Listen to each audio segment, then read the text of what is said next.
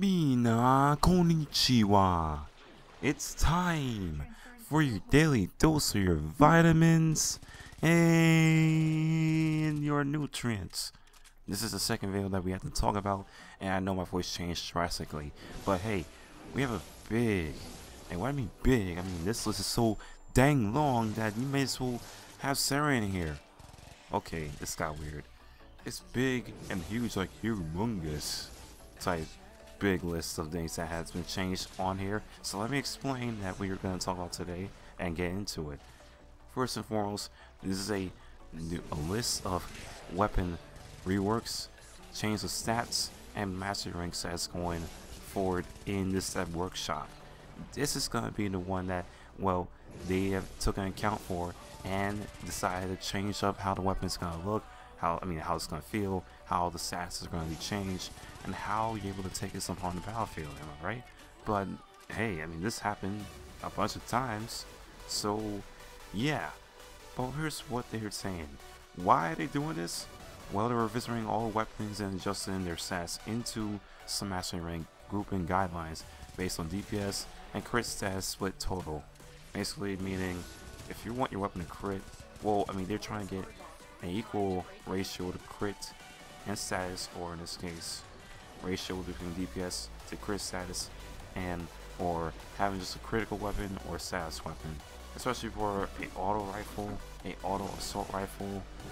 More than likely, I would see a critting weapon, but it can happen if it's just a hybrid version, like crit and status. Yeah, there are some notes. Some weapon crafting costs will be revisited. PoE resources will be used if it makes sense to integrate a mix of resources into the game. We calculate DPS based on sustained DPS, which also takes critical and status values into account, so our values may be different than yours. And conclave weapon damage has not yet been touched, will be done once all changes are set. I'm not worried about conclave, so let's ignore that type of whatever. I'm sorry, I'm not a Conclave fan, but if it's Lunaro, I'll use them around and rank up in there. They give an example with Tiburon. Now I will explain that later, but they're going to increase the stats and make it where it's worth your while. However, if there are some nerfs that are going to be involved, so I will tell you some weapons that are going to get buffed, but you gotta look on the list in the description below. A link will be waiting for you to check that out, the whole list, because I'm not going to go over every weapon. Everyone else did it before me, so let's not get there. Weapons like the Brian Prime is going to get buffed now, so it's going to be a critting weapon. Whoa, oh wait, I'm looking wrong. The status is going to get buffed. Wow, surprise. But it's a weapon that's been around here and it's not going to go away because it's permanent, right? Yeah.